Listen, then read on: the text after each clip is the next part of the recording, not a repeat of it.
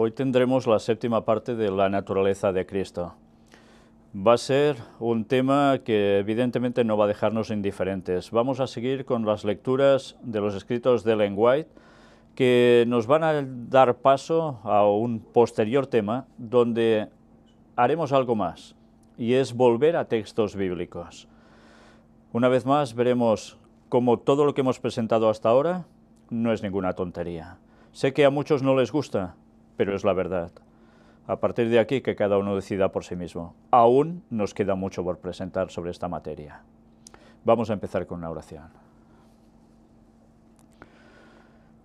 Padre nuestro, nos ponemos en tus manos para que tú nos guíes, para ir comprendiendo toda la verdad sobre este tan trascendental tema de la naturaleza de Cristo. Ayúdanos, Señor, a que nuestras mentes se dejen de preconceptos y prejuicios y sean aptas para que el Espíritu Santo pueda captar lo que tú nos quieres decir. Ayúdanos a ser humildes, a poder ver la verdad, abrazarla y seguirla, y compartirla y no luchar contra ella. Cuida de tu pueblo en todas partes de este mundo, que tan ajetreado está en estos últimos días, y donde todo vemos que se va preparando para el desenlace final de la historia de la humanidad. Perdona nuestros pecados. En el nombre de Jesús te lo pedimos todo. Amén.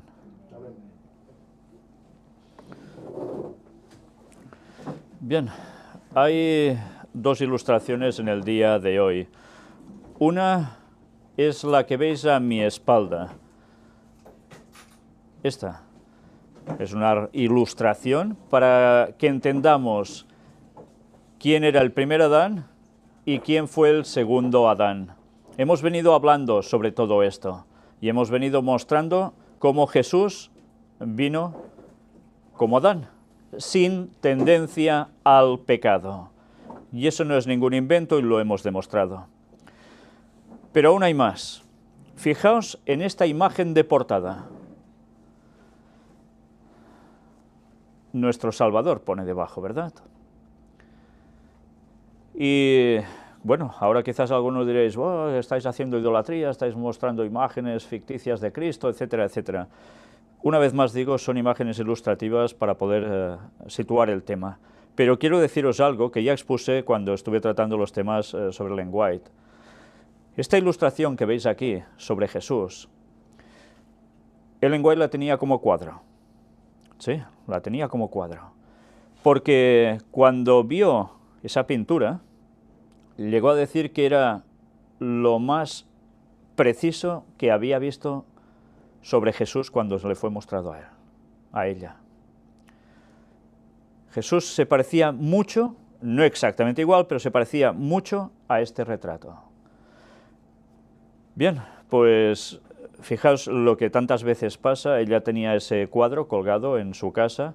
¿Y qué sucedía? Pues que iba gente y decía, pero si no hay que adorar imágenes. Y ella evidentemente no adoraba esta imagen, la tenía porque veía el parecido con Cristo y le hacía gracia tenerla por eso. Pero debido a los comentarios de gente, decidió retirarlo de allí para no suscitar problemas en las personas débiles que enseguida encasillarían esto con idolatría directamente. Bueno, fue una medida preventiva que tuvo que hacer por fuerza. Ella no adoraba esta imagen, por supuesto que no, pero es algo que a veces también nos toca a nosotros. Quizás alguno tendría una ilustración y no una estampita para adorar ni nada parecido, pero en consecuencia vale más abstenerse porque hay gente que buscará el pero en eso y te llevará al extremo. Bien, a pesar de todo, ya que tenemos este retrato aquí, me gustaría que os fijaseis un poco en, ya que ella dice que era lo más parecido al auténtico Jesús, ¿no? Sus rasgos judíos.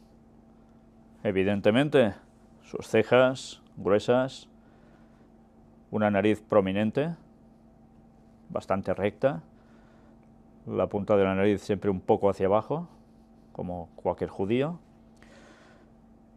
una mirada que, en fin, cada uno puede catalogar como quiera.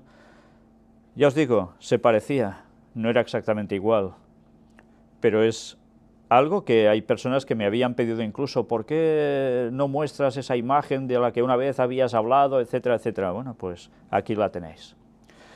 Pero ya os digo, todo esto era para mostrar la naturaleza de Cristo. El lenguaje ya dijo que no vino como un súper hermoso para que la gente lo deseara y se fuera tras él solo en la apariencia, sino que vino como una persona bastante normal, un judío de su época.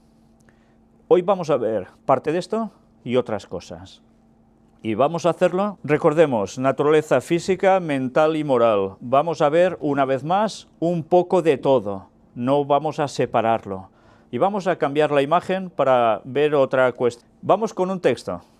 Segunda de Crónicas, capítulo 6, versículo 36. Vamos a introducirnos con todo ello. Si pecaren contra ti, pues no hay hombre que no peque, y te enojares contra ellos, y los entregares delante de sus enemigos, para que los tomaren los lleven cautivos a tierra de enemigos, lejos o cerca, etcétera, etcétera. Fijaos que este texto es muy claro. Pues no hay hombre que no peque. ¿Dice que hay excepciones, hombres que no han pecado jamás? No. El texto es claro. Pues no hay hombre que no peque. ¿Allí podíamos incluir a la Virgen María? Por supuesto. Era del género humano. También tenía pecado. Eso de la naturaleza inmaculada de la Virgen María es una trola, es mentira, es falso. Ella necesitaba de un Salvador como todos. En fin, pero ya sabéis que hay el catolicismo que se empeña en todo lo contrario. Vamos también a darnos cuenta que cuando dice, pues no hay hombre que no peque, Jesús ¿cómo vino? Como hombre. Y si vino como hombre, ¿vino pecando? ¿Pecó? No, él no pecó. Entonces, ¿era hombre exactamente igual que nosotros? Porque no hay hombre que no peque. Y él como hombre resulta que no pecó. Pues fijaos una vez más como el propio texto nos está indicando que Jesús no vino exactamente como cualquier niño a nacer que de pequeño ya peca. Él no tenía la tendencia al pecado. ¿Podía pecar? Por supuesto. ¿No lo hizo Adán? Pues tengamos eso presente. Esto es clave para entender el resto de cosas. Vamos al libro del deseado de todas las gentes, donde aparece esta cita. El ideal del carácter cristiano es la semejanza con Cristo. ¿Dice que seremos iguales que Cristo? No, nuestro ideal es ser semejantes a Cristo, en la medida de todo lo posible. Por tanto, Jesús viene para mostrarnos un carácter ideal. Por eso ningún humano podía salvar a otro humano, porque desde pequeñitos el carácter ideal no está en nadie. Siempre hay un algo que lleva al pecado, y todos hemos pecado. Nadie se ha escapado a través de estos 6000 años. Nadie, excepto Jesús. Por eso puede ser nuestro sustituto. Si no, no lo sería. Como el Hijo del Hombre fue perfecto en su vida, los que le siguen han de ser perfectos en la suya. Jesús fue hecho en todo semejante a sus hermanos. Se hizo carne, como somos carne. Tuvo hambre y sed, y sintió cansancio. Fue sostenido por el alimento y refrigerado por el sueño. Participó de la suerte del hombre, aunque era el inmaculado Hijo de Dios. Por tanto, nos damos cuenta, ¿cuál era la naturaleza de Cristo como humano? Pues que podía sentir lo mismo que nosotros, hambre, sed, cansancio. Era de carne también. Entendemos cuando dice cómo era Cristo y vamos captando, ya sé que a muchos aún les cuesta por sus preconceptos y prejuicios, que Cristo en este sentido era como nosotros en naturaleza física. Claro, a esto se refiere cuando habla de Jesús como persona humana en la tierra, pero en ningún momento se nos dice en los textos que él tuviese la tendencia al pecado. Nunca. Participó de la suerte del hombre, aunque era el inmaculado Hijo de Dios. Era Dios en la carne. Su carácter ha de ser el nuestro.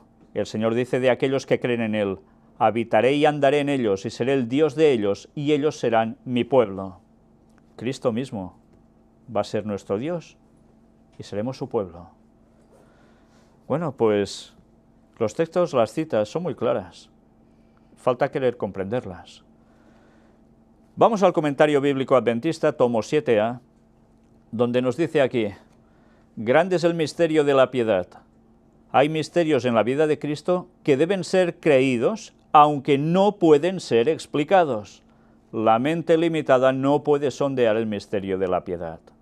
Y es evidente, ¿cómo entiendes que viene como hombre siendo Dios, pasa la vida como hombre, no peca? ¿Podéis entender todo eso? Es un misterio. Lo debemos creer por fe, porque sabemos que es la verdad, pero no podemos explicarlo con detalle. Nos es imposible. La encarnación, un proceso penoso. Mírate esto. La obra de la redención es llamada un misterio, y es ciertamente el misterio mediante el cual la justicia eterna se presenta a todos los que creen. La raza humana estaba enemistada con Dios como consecuencia del pecado. Fijaos, toda la raza humana estaba enemistada con Dios. ¿Por qué? Por el pecado. Si hubiese habido alguno que no hubiese pecado, ese no estaría enemistado con Dios, ¿entendéis? A un precio infinito, mediante un proceso penoso, misterioso tanto para los ángeles como para los hombres, Cristo tomó la humanidad, ocultó su divinidad, puso a un lado su gloria y nació como un niñito en Belén. Vivió en la carne humana la ley de Dios para que pudiera condenar el pecado en la carne y para dar testimonio a los seres celestiales de que la ley fue ordenada para vida y para asegurar felicidad, paz y eterno bien a todos los que obedecen. A eso vino, para dar testimonio. ¿Para qué debía servir la ley? Para vida, para asegurar felicidad, y él la cumplió. Pero el eterno bien a todos los que obedecen, dice, era asegurarlo eso. Pero el mismo sacrificio infinito que es vida para los que creen, es un testimonio de condenación para los desobedientes, testimonio que habla muerte y no vida. Viene a dar la vida, si se rechaza, abrazas la muerte, no hay otra. Por eso es importante que conozcamos también el proceso de la naturaleza de Cristo. Él no pecó, vino para ser nuestro ejemplo, nuestro guía perfecto, para que lo imitásemos en todo, en carácter, y en consecuencia obtener la salvación. Pecar, todos hemos pecado, Él no pecó, y como Dios que dio la ley, y como hombre que la cumplió, sustituye a ese Adán que sí pecó, y Él pasa a ser el representante de la humanidad por siempre, su Salvador. Comentario bíblico adventista, tomo 7a. Otra vez, mirad ahora qué nos dice aquí. Antes de que Cristo dejara el cielo y viniera a este mundo para morir, era más alto que cualquiera de los ángeles. Era majestuoso y hermoso. Pero cuando comenzó su ministerio, era solo un poco más alto que el término medio de los que viven en la tierra. ¿Veis? Aquí nos está describiendo a Jesús físicamente. ¿Qué altura tenía? Pues un poco superior a la media de los judíos de su época. Pero no vino como el Jesús celestial, que era impresionantemente alto, impresionantemente perfecto. No vino así. Si hubiese venido para estar entre los hombres con su noble forma celestial, su apariencia externa habría atraído hacia él la atención de la gente y lo hubieran recibido sin que ejerciera fe. Por eso no podía venir en plan tan perfecto como si él viniese como Dios. Tenía que venir como humano, con esos 4000 años de carga de pecado en la raza humana. Esa era su semejanza. ¿Entendemos cuando dice esos 4000 años de carga de pecado sobre Jesús? Se refiere a esto. Él venía así. ¿A él se debía creerle por qué? ¿Por el físico? No. Por cómo llegaba a transmitir el mensaje, porque él vivía el mensaje, él era el mensaje. La fe de los hombres en Cristo como el Mesías no debía descansar sobre evidencias externas, y no habían de creer en él debido a sus atractivos personales, sino debido a la excelencia de carácter que hallaran en él, carácter que nunca habían encontrado ni podrían encontrar en otro. Ni antes, ni entonces, ni después. Solo Cristo ha sido el perfecto en carácter. Bien, pues si desde pequeño hubiese hecho algo que a los padres les molestara, desde cuna ya prácticamente, pataletas, rabietas, cualquier otra cosa, no se podría decir esto de Cristo. Él no tenía esa tendencia al mal, como el resto de humanos. Es que hay cosas que por lógica ya caen por sí mismas. Sigue diciendo, en Cristo moraba toda la plenitud de la deidad, toda. Pero la única forma en que podía llegar hasta los hombres era velando su gloria mediante un manto de humanidad. Los ángeles contemplaron el ocultamiento de su gloria para que la divinidad pudiera tocar a la humanidad. Como siempre odió de todo corazón el pecado, pero amaba a los que había comprado con su sangre. Sufrió en lugar de los hombres pecadores, llevándolos a estar en comunión consigo mismo.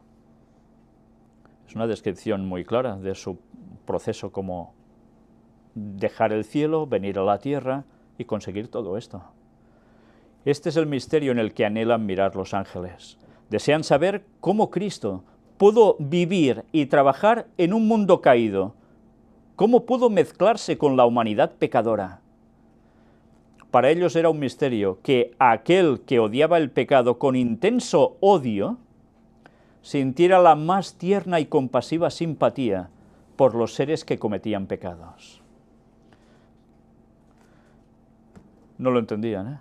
Ni los ángeles terminaban de captar esto. ¿Podemos llegar a entenderlo nosotros? Cuesta, ¿eh? Pero para eso es Dios. ¿Sentir odio? ¿Por quién? ¿Por la gente? No. Por el pecado. Amaba a la gente y quería su salvación, y por eso llegó a morir por todos nosotros. Cristo no podría haber hecho nada durante su ministerio terrenal para salvar a los hombres caídos, si lo divino no se hubiera mezclado con lo humano. Por tanto, ¿alguno de nosotros era así? ¿Es así? No. Cristo puede habitar en nosotros a través del Espíritu Santo, pero nosotros no hemos sido así como Él desde un principio. La limitada capacidad del hombre no puede definir este admirable misterio, la mezcla de las dos naturalezas, la divina y la humana. Esto nunca se podrá explicar. El hombre debe maravillarse y quedar callado. Y sin embargo, el hombre tiene el privilegio de ser participante de la naturaleza divina, y de esa manera puede, en cierta medida, penetrar en el misterio. Podemos ser participantes de la naturaleza divina. ¿Pero por qué? ¿Cómo? Porque Cristo nos salvó, y porque podemos trabajar nuestro carácter y que Él nos ayude a cambiar para ser más semejante a Él en todo. A partir de aquí empezamos a penetrar en ese misterio. Y sigue diciendo, cuando Cristo inclinó la cabeza y murió, echó por tierra las columnas del reino de Satanás. Derrotó a Satanás con la misma naturaleza sobre la cual él había obtenido la victoria en el Edén. Por tanto, ¿qué naturaleza tenía Cristo? Sin tendencia al pecado como Adán. ¿Más claro? Imposible. Pero Adán pecó, él no. Él, el segundo Adán, no cayó. El enemigo fue vencido por Cristo con su naturaleza humana. El poder de la deidad del Salvador estaba oculto. Venció con la naturaleza humana dependiendo de Dios para su poder. Este es el privilegio de todos. Nuestra victoria será en proporción a nuestra fe. El privilegio de todos es esto: vencer con la naturaleza humana dependiendo de Dios. Y Él nos enseñó esto. La victoria en proporción a nuestra fe, no hay otra. ¿Van quedando claros los conceptos? Mirad que hay citas que solo falta leerlas, contemplarlas, profundizar un poco en ellas, y las verdades salen por sí solas. Vamos ahora a este libro, a fin de conocerle, donde aparece un manuscrito, el 35, del año 1895, que dice: la naturaleza de Cristo tenía una capacidad mayor para sufrir, pues lo humano existía en la naturaleza divina, y esto le daba una capacidad para sufrir y soportar el resultado de los pecados de un mundo perdido. Es una cita impresionante, ¿eh? Cristo vino con una naturaleza algo especial, sí, porque él tenía una capacidad mayor para sufrir que el resto de los humanos. Nos lo dice claramente. Ningún ser humano hubiese resistido lo que Cristo llegó a soportar, hubiese muerto antes. Él vino con una capacidad extra. ¿Y para qué? Para soportar todos los pecados de un mundo perdido. No solo era una cuestión física de soportar lo que le hicieron, o mental, por lo que le decían, sino además para soportar los pecados de un mundo perdido. Si no hubiese tenido esa carga extra, él no podía estar entre los humanos. Hasta el punto en que al final también muere en la cruz. ¿Quién lo mata a Cristo? ¿Qué es lo que lo mata? ¿Los clavos? Lo que le mata es el peso del pecado que él siente de todo el mundo, de todos los años, de no solo 4.000 años atrás antes que él, sino los 6.000 años de historia de la humanidad. Incluso los pecados que se irán cometiendo prácticamente hasta el fin. Eso es lo que mata a Cristo. Mirad si es esencial conocer las cosas. Cristo no vino exactamente igual que nosotros, sino semejante. Desde el corazón, otra matutina en este caso, una meditación matinal escrita por Ellen White, recopilada aquí, que nos dice algo muy interesante y que sobre todo me gustaría que los jóvenes estuviesen atentos y no durmiendo. El joven Jesús. Y Jesús crecía en sabiduría y en estatura y en gracia para con Dios y los hombres. Es un texto, Lucas 2:52. Y ahora diréis, bueno, ¿y qué se describe en la Biblia sobre Jesús en esos años mozos? Pues no vais a encontrar mucha más cosa que esto. ¿Y qué podemos sacar de aquí? ¿Alguna conclusión? ¿Extraemos algo de aquí? Antes de venir a esta tierra, Jesús era un gran rey en el cielo. Era tan grande como Dios, porque era Dios. No obstante, amaba a los pobres de esta tierra tanto que estuvo dispuesto a deponer su corona real, su hermoso manto, y venir a esta tierra como uno de la familia humana. Podría haber venido a la tierra con una belleza tal que habría sido distinto de los hijos de la humanidad. Podría haber venido a la tierra de una forma que encantara a quienes lo vieran, pero esta no fue la manera en que Dios pensó llegar entre nosotros. Él habría de ser semejante a los que pertenecían a la familia humana y a la raza judía. Está clara la descripción, ¿no? Sus rasgos habrían de ser como los de otros seres humanos, y no habría de tener tal belleza personal que hiciera que la gente lo señalara como diferente de los demás.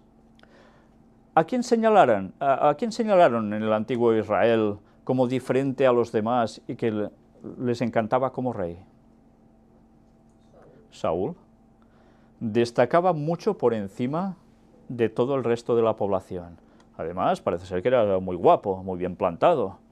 Y la gente cuando lo vio, ¡guau, ideal, es nuestro rey perfecto!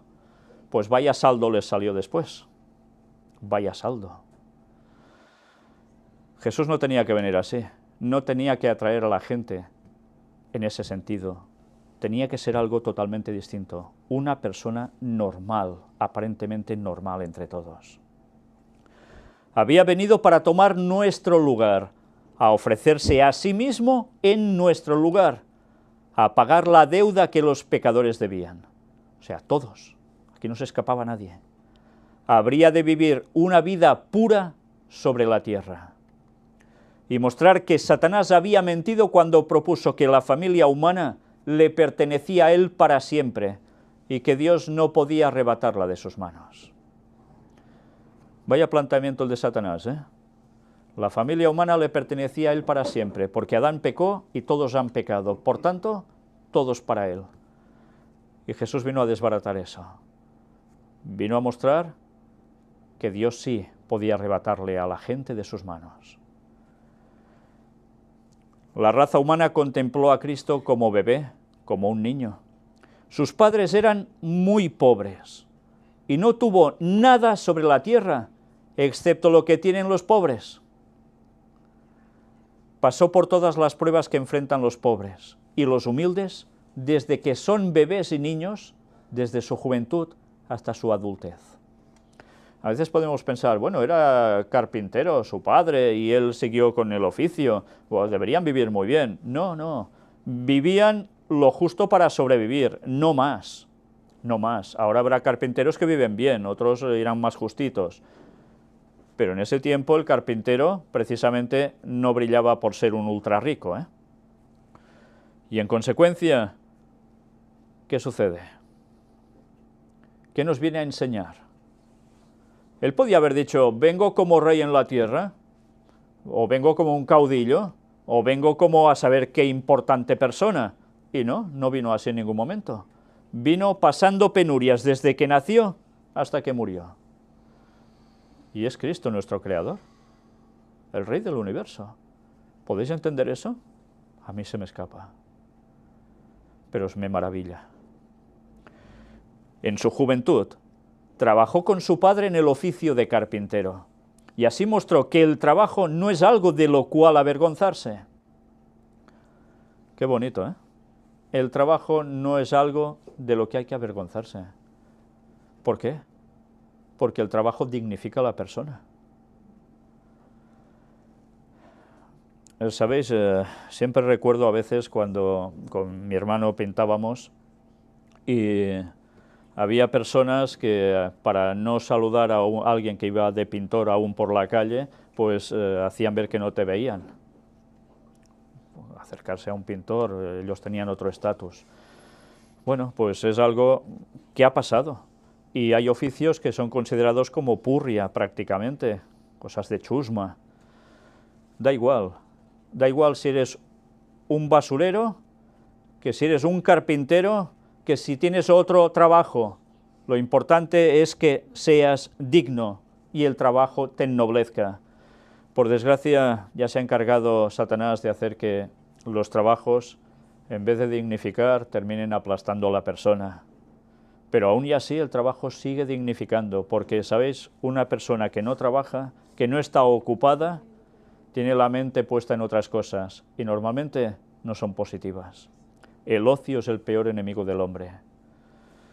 Pero mirad qué lección nos llega a dar más aún aquí. Aunque era el Rey del cielo, trabajó en un oficio humilde, y así reprendió toda ociosidad en los seres humanos. La reprendió la ociosidad, ¿eh? Y ahora nuestra cultura es llamada la cultura del ocio. ¿Qué os parece? El no pegar golpe, la cultura del ocio, el pasárselo bien, como sea, disfrutar, dicen. Eso es lo peor. Bueno, está bien recrearse, pero ociarse es otra historia, ¿eh? Recrearse es regenerarte, volver a lo que era la creación, para que te llenes con las cosas buenas. El ocio normalmente no sirve para eso, suele ser para todo lo contrario. ¿Por qué hay tanta industria cinematográfica? ¿Por qué hay tantos canales de televisión? ¿Todo esto para qué sirve? Para ocio.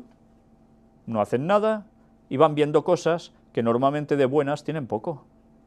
Y así la cultura del ocio se convierte en la perdición del ser humano en este último tiempo, que a la hora de pensar ya no razonan más, porque cada vez lo que les dan es para quedar más limitados de mente.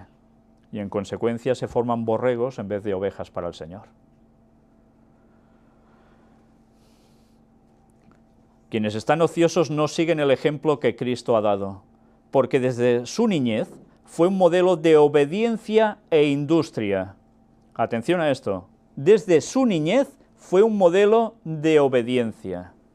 Ya desde pequeñito, pequeñito. ¿Todos podemos decir lo mismo de nosotros? Seguro que no, ¿eh? Yo puedo decir que mis hijas salieron muy buenas niñas, sí, pero también tenían sus cosas R que R. Claro, como todos, nadie puede decir lo contrario. Jesús no, ya era un modelo de obediencia desde niñito. Pero además dice industria. ¿Qué quiere decir? ¿Que hizo una fábrica? No, industria, de labor, de trabajar, así ya desde pequeño. ¿Sabéis? Hay hogares donde a los niños de pequeños en casa no les dejan hacer nada. No les dicen ni saca el polvo, ni barre el suelo, ni friega.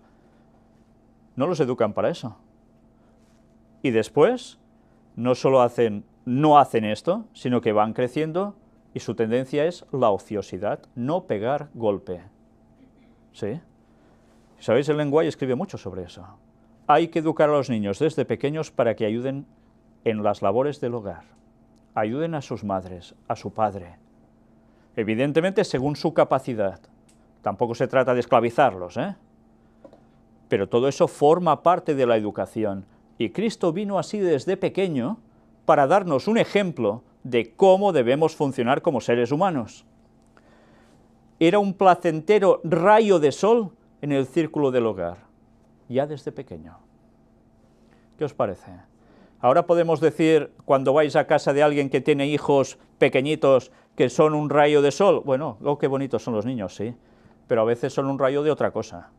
¿Sí o no? Sí, no podemos mentir, es la realidad. Quizás hay niños más y otros menos, por supuesto, pero la realidad es que nadie es absolutamente un rayo de sol perfecto desde niño. Cristo sí. Y aún nos va diciendo más cosas. Hacía su parte fiel y alegremente. Hija, ¿me puedes hacer esto un momento tal? Ahora. Hijo, ¿puedes? ¿Eso es alegría? ¿Hacer las cosas fielmente? No. En cambio, Jesús lo decía, se lo decían, mejor dicho, y él actuaba. Él hacía las cosas bien, fiel, alegremente. No diciendo, oh, ahora que me podía ir a jugar, ahora me haces ir a comprar. No. No. Él hacía y cumplía sus responsabilidades ya desde pequeño, cumpliendo los humildes deberes que se le pidieron en su vida de pobre. Qué hermosa lección. Cristo se hizo uno con nosotros para poder hacernos bien. Una vez más, tenía que ser nuestro ejemplo. El Redentor del mundo no vivió una vida de desahogo y placer egoístas. No escogió ser el hijo de un hombre rico o estar en una posición en que la gente lo alabara y adulara. Pasó las vicisitudes de los que trabajan para ganarse la vida y podía aliviar a todos los que tienen que trabajar en un oficio humilde. ¿Por qué? Porque los oficios humildes, ¿qué suelen comportar? Pues un desgaste tremendo físicamente también. Y si además económicamente no te sales, pues aún es más carga. Y él pasó por todo esto. Pero además, ¿para qué? Para aliviar a los que estaban o pueden estar en esa situación, a través de todos los tiempos. Hasta en esto nos pudo llevar a su ejemplo. Se escribió acerca de su vida de trabajo para que nosotros podamos recibir alivio. Qué bonito. Y a veces nosotros quejándonos siempre, ¿eh? Y me gustaría ver cuántos de nosotros hemos llegado a la pobreza que tuvo Cristo. Algunos quizás, pero seguro que todos no. Y él ya fue un ejemplo en esto. Pero el día siguiente de esa matutina nos decía algo más, un modelo para los jóvenes. Y el niño crecía, se fortalecía y se llenaba de sabiduría. Lucas 2:40. Un texto que, una vez más, ¿podemos aplicar a nosotros cuando éramos así y a nuestros hijos? ¿Se llenan de sabiduría o se llenan de tonterías en la cabeza? Es para pensar, ¿eh? Jesús era el ejemplo, ¿eh? El pueblo judío acariciaba ideas equivocadas acerca del Mesías y de su obra. Buscaban la gloria que acompañará a la segunda venida de Cristo, a la vez que pasaban por alto la humillación que debía acompañar su primer advenimiento. Esto es lo que esperaban los judíos en su tiempo. Que viniese Jesús en la descripción que se da de la segunda venida, con un gran poder arrollador, etcétera, etcétera. No esperaban que viniese en una cunita, allí en un pesebre, de cualquier forma. No, no. Por eso lo rechazaron, porque estudiaban las profecías y decían, ¡buah! Cuando venga va a arrasar con los romanos y será una maravilla. Ellos adoptaban lo que dice el texto bíblico para la segunda venida de Jesús para la primera, y no era así. Pero con sus preguntas acerca de las profecías de Isaías, que apuntaban hacia su primera venida, Jesús arrojaba luz sobre las mentes de las personas que se mostraban dispuestas a recibir la verdad. Todos estaban educados bajo esos conceptos, pero Jesús les traía la luz. No, no. Vayamos a Isaías. ¿Y en Isaías cómo se describía al Mesías? ¿Lo recordáis? Se lo describía con unos textos que los propios judíos aún en las sinagogas no quieren leer. ¿Sabéis por qué? Porque si los leen, leen lo que le sucedió exactamente a Jesús. Y era pasarlas fatal hasta ser muerto en la cruz. Si los judíos leen eso, deben reconocer que Jesús es el Mesías, que ellos esperaban, y que no aceptaron, que crucificaron a través de los romanos. ¿Qué diferencia, eh?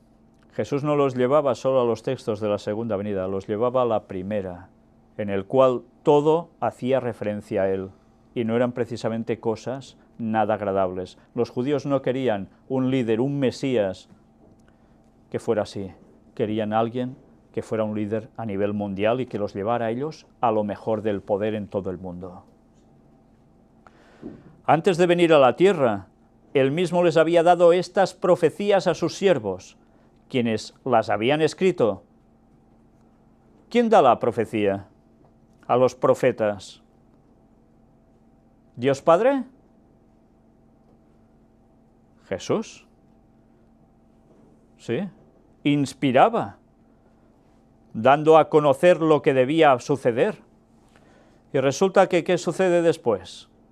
Fijaos cómo continúa. Antes de venir a la tierra, Él mismo les había dado estas profecías a sus siervos, quienes las habían escrito, y ahora, a medida que estudiaba la Biblia, Jesús mismo, como hombre, el Espíritu Santo traía estas cosas a su mente y lo impresionaba acerca de la gran obra que debía realizar en la tierra. ¿Jesús sabía desde que nació quién era y lo que iba a hacer? No. Jesús tuvo que ir aprendiendo lo que la Biblia ponía sobre Él, que Él previamente, antes de venir a la tierra como ser humano, había inspirado a los profetas para que lo escribieran como el mismísimo Isaías. Y Él, a través del estudio de la Biblia, se fue dando cuenta, gracias al Espíritu Santo que le iban mostrando estas cosas en su mente, de quién era Él, cuál era su obra. Interesante, ¿eh? Así fue aprendiendo quién era y cuál era su función en esta tierra. Fijaos si vino como humano aparcando su divinidad. ¿Podéis llegar a entender esto? Yo no. Pero no sé cómo, pero fue así. Aunque crecía en conocimiento y la gracia de Dios estaba con él, no se enorgulleció ni sintió que estaba por encima de la realización del deber más humilde. Cuando él ya supo quién era claramente, dijo, pues yo ahora ya no hago nada, ni hago de carpintero, ni... No. Siguió en la labor más humilde, cumpliendo su deber. Llevó su parte de la carga, junto con su padre, su madre y sus hermanos. Por tanto, vida de hogar, cada uno con su función, todos aportando para tirar adelante. Pues eso es lo que hacía Jesús, sabiendo quién era. Y no podía haber dicho antes de los 30 años, yo sé quién soy, vosotros aquí os quedáis y ala, yo me voy a correr el mundo. ¿No? Él siguió acometiendo su deber, sí o sí, hasta el final, hasta que empezó su ministerio público. A pesar de que su sabiduría había asombrado a los doctores, recordadlo, con 12 años en el templo, se sometió humildemente a la tutela de sus guardianes humanos. ¿Quiénes eran sus guardianes humanos? Sus padres. Soportó lo que le correspondía de las cargas familiares y trabajó con sus propias manos como lo habría hecho cualquier obrero. De Jesús se dijo que, a medida que avanzaba en años, crecía en sabiduría, en estatura y en gracia para con Dios y los hombres.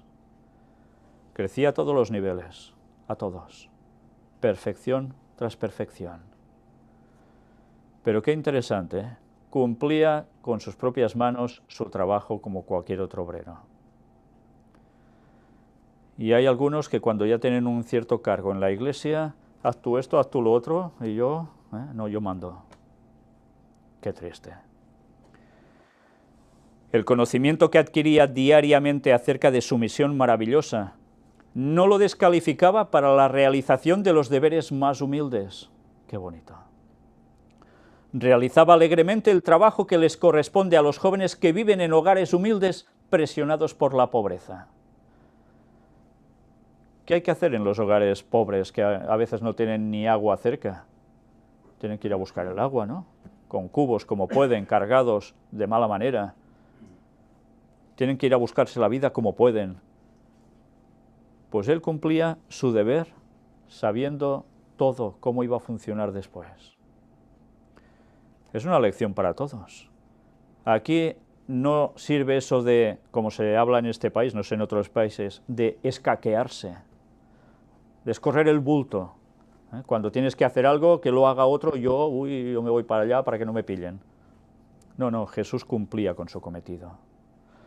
Comprendía las tentaciones de los niños. Interesante, ¿eh? Porque tuvo que soportar sus tristezas y pruebas. ¿Y por qué tuvo que soportar él como niño tristezas y pruebas? Porque tristezas, ¿será que no debería ser bonito ver el panorama de pobreza en su casa? Eso es triste. ¿Pero pruebas? ¿Los niños no tienen pruebas también? Claro que las tienen. Por eso también pecan los niños. Y él tuvo que soportar todas esas cosas. Las malas situaciones de la vida en general hacia él también. Incluso cuestiones con los padres o los hermanos.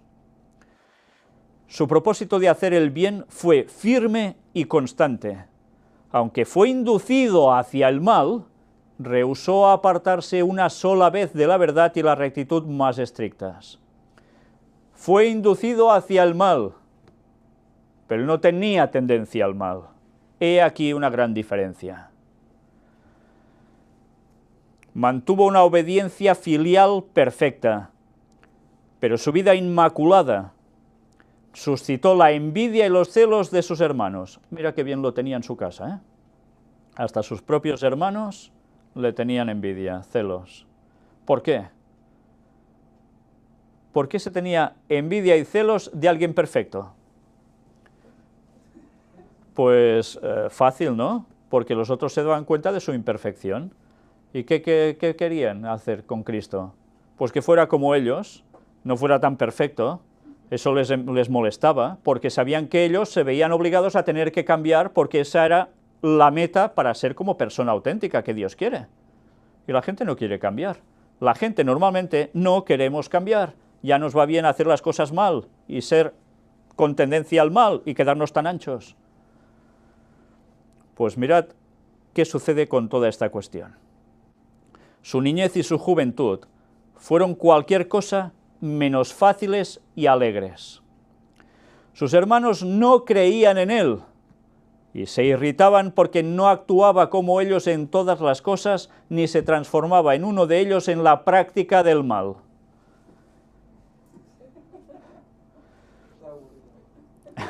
Realmente es que es impresionante. Fijaos, cuando las personas saben que uno ha dejado de fumar, por ejemplo, ¿no?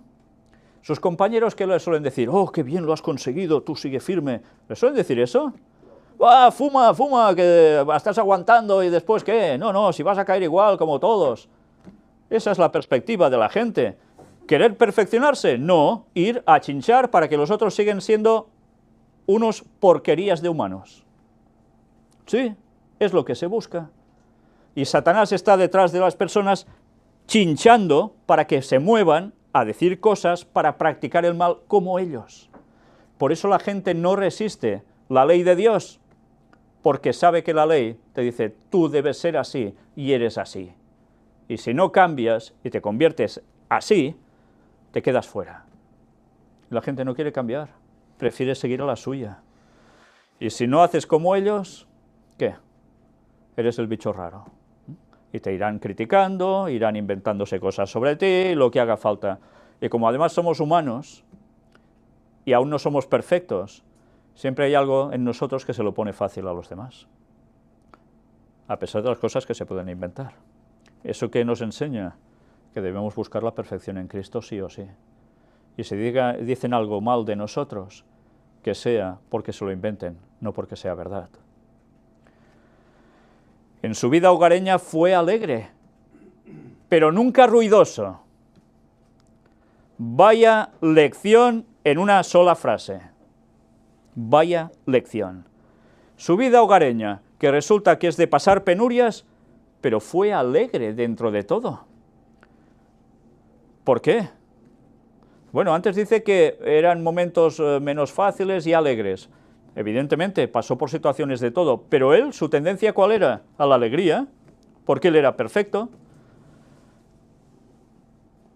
Pero además, fijaos, él es alegre y ahora os lo imagináis de niño. Vais a casa de cualquier persona que tenga criaturas, ¿eh? O en la iglesia, cuidado, ¿eh? En la iglesia mismo. Y resulta que, ¿qué pasa con los niños? ¿Son ruidosos?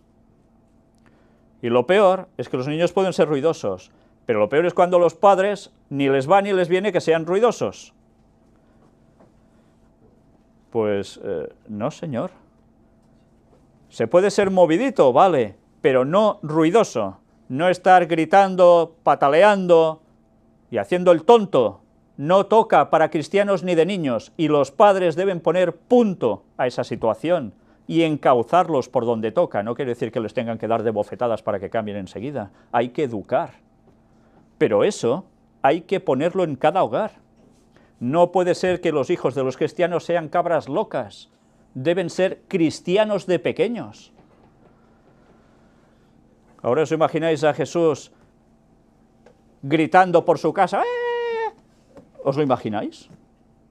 O yendo con su madre al mercado a comprar cualquier cosa y que el niño hiciese el bobo. Es imposible. Pues era todo un ejemplo ya a seguir para los niños. Pero atención, porque los padres debemos aprender de eso. Y cuidado, el lenguaje llega a decir algo muy importante. La educación de los niños de la iglesia no solo depende de los padres, depende también de los hermanos en la fe, que si hay algo puedan contribuir en la educación de esos niños. Y eso es algo que debemos tener todos claro. Se deleitaba en el estudio de la naturaleza y Dios fue su maestro. Qué bonito, ¿eh? Cuando los niños ahora se dedican al estudio de la maquinita, del móvil y de no sé qué, Jesús se dedicaba al estudio de la naturaleza. ¿Cómo podía ser lo mismo el carácter de Cristo que el resto de los niños? Sobre todo en la actualidad, porque antes no habían esas maquinitas, ¿verdad? Pero seguro que los niños se buscaban la vida para hacer cualquier otra cosa, menos estudiar la naturaleza. ¿Por qué se nos dice que vayamos a vivir al campo? ¿Porque nos estaremos fijando cómo estudiar, cómo comprar esa camiseta, ese pantalón o ese bolso? Porque allí estaremos en contacto con la naturaleza, porque allí creceremos viendo cómo el Señor actúa a través de la naturaleza y aprenderemos lecciones. ¿Qué hizo Salomón? Lo mismo. Por eso fue sabio.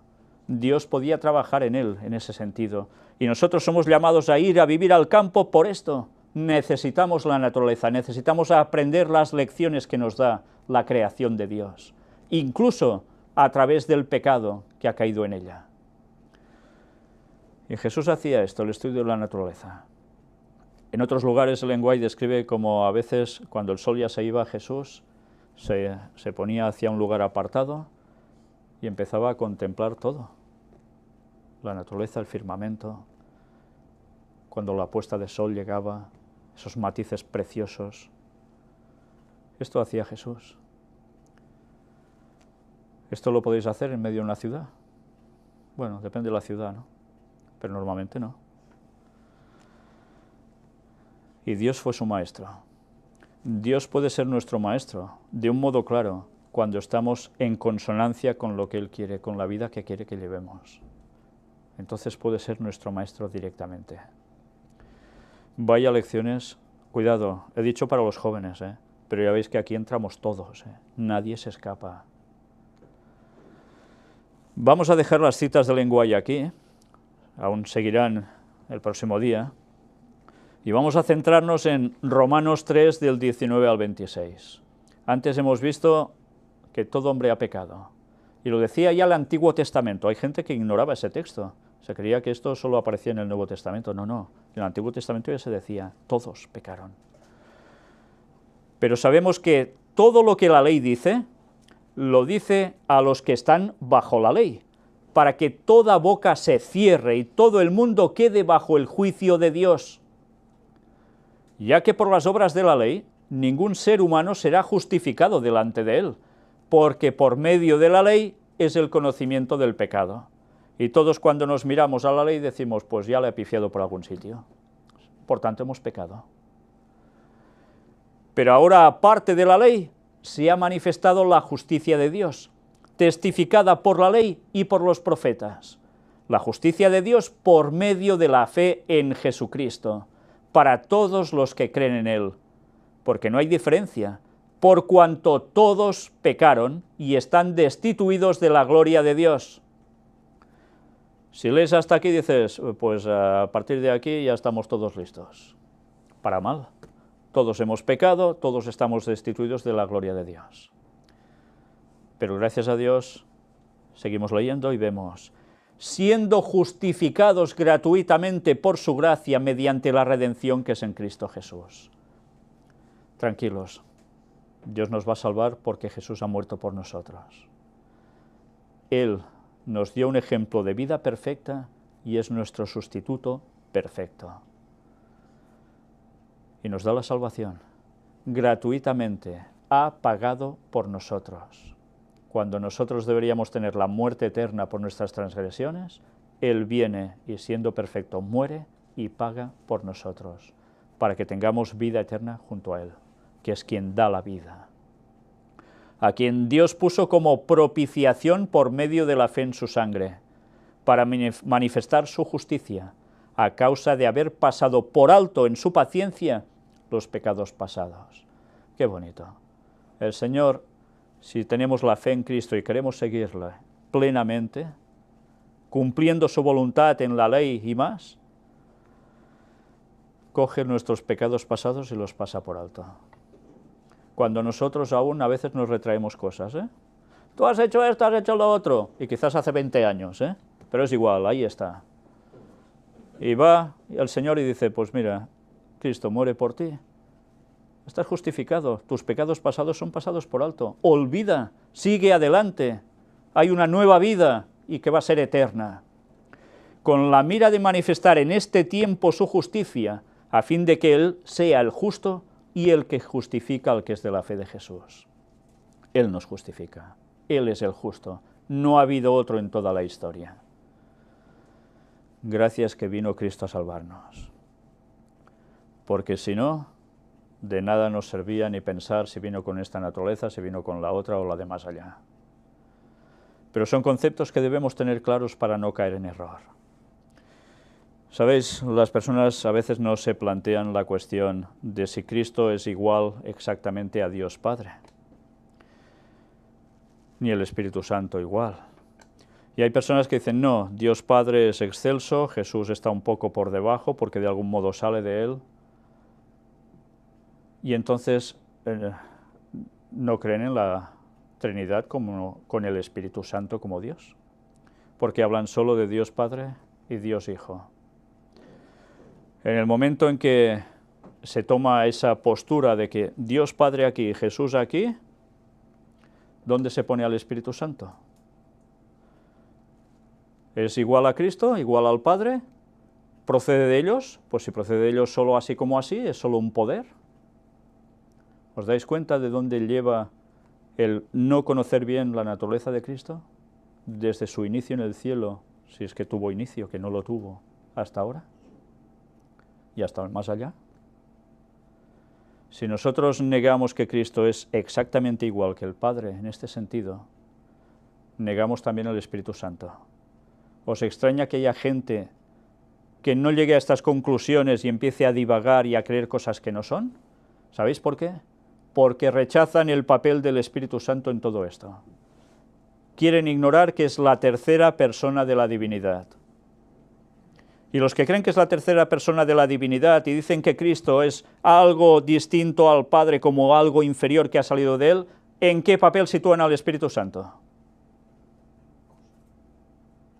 Pues lo rechazan. Lo rechazan. ¿Entendéis por qué se equivocan en sus planteamientos después? Porque si rechazamos el Espíritu Santo, la luz no estará en nosotros. Una vez más, las doctrinas deben ser verdaderas, puras, y debemos permanecer en ellas. De lo contrario estamos perdidos, absolutamente perdidos, porque como siempre decimos, un error lleva a otro, y ya sabemos cómo termina esto.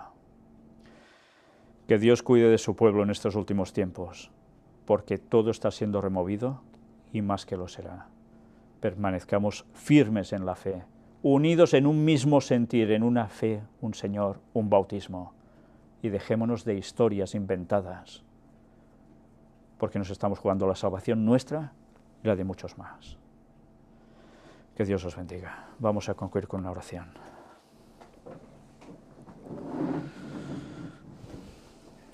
Padre nuestro, una vez más, Señor, nos maravillamos con tu palabra y nos maravillamos con lo que hiciste por todos nosotros.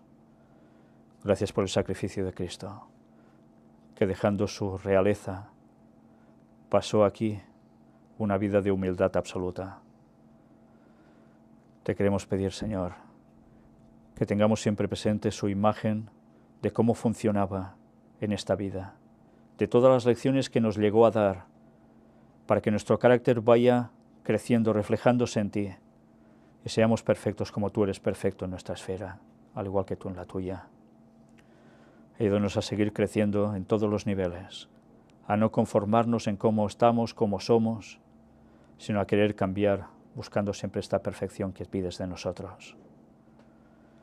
Nosotros solos no podemos nada, Señor. Es evidente que siempre te fallamos. Y te queremos pedir, Señor, que nos vayas cambiando, nos vayas transformando, y nos ayudes a apartarnos de todo lo que no toca que hagamos, ni digamos, ni pensemos. Cuida de tu pueblo, Señor. Cuídalo en estos momentos en que el mundo ya está entrando en esta recta final, donde no solo las desgracias van cada vez a más, sino también en las bases espirituales como están siendo dominadas por todos lados por Satanás. Ayúdanos a resistir en la verdad hasta el final y a darla a conocer a todo el mundo para que muchos más puedan ser salvos. Y que resistamos hasta el final, pase lo que pase, con tu ayuda, Señor. Llénanos del Espíritu Santo, que esté con nosotros y nos haga decir todo el mensaje, el del cuarto ángel, a este mundo que tanto, tanto lo necesita, antes de que sea demasiado tarde. En el nombre de Jesús te lo pedimos todo.